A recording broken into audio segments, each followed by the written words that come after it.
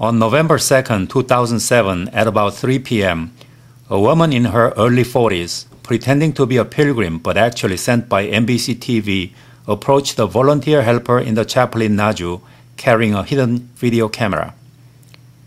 She told the volunteer helper that she was worried about the possibility of her husband's infidelity and even of bringing home his child born out of wedlock. And that was why she came to Naju to ask for prayers so that she could have her own baby. She asked the volunteer helper to arrange a meeting with Julia, but the volunteer helper asked her to write a letter instead. She also asked the volunteer helper if she could make an offering with a personal check.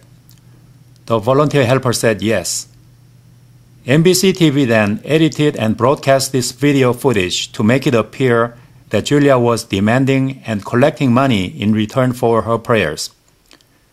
The true fact is that Julia has never asked for money in return for prayers or accepted any money as payment for prayers. NBC TV also stated that the wealth of Julia and Julio, her husband, kept increasing along with their rising reputation. During the NBC reporter's visit to Naju, the financial records of Julia and Julio's assets were shown to them. They saw that Julia and Julio's wealth was much less than they expected, and only said in the video that their wealth increased many times, referring to the rise in the market value of the land which Julia and Julio owned at the site for the future basilica and which they intend to donate to the church when Naju is officially approved. The total amount of the property tax paid by Julia and Julio last year was about 325,000 Korean won, or $325. This amount is less than the typical tax paid by an owner of a small apartment in the Naju area. NBC's exaggeration and distortion seem quite excessive. In its video, NBC continued to promote the viewers' suspicion by saying, "How could Julia and Julio, who are not employed, raise the money to buy land on the mountain?" The fact is that Julio, who worked for the city of Naju for many years, retired in 1999. With his substantial retirement payment, Julio purchased the land on the mountain. He also continues to receive a pension every year from the city of Naju.